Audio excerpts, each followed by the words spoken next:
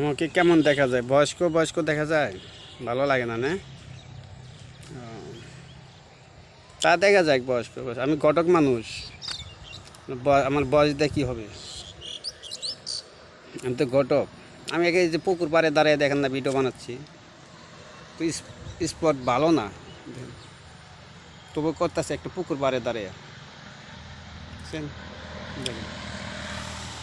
স্পটটা ভালো না, তবু করতেছি। আমি ঘটক মানুষ, ভালো না লাগুক সমস্যা কি? আমার তো ভালো লাগার যায় আসে না, আমার চেহারা যেমনই থাক।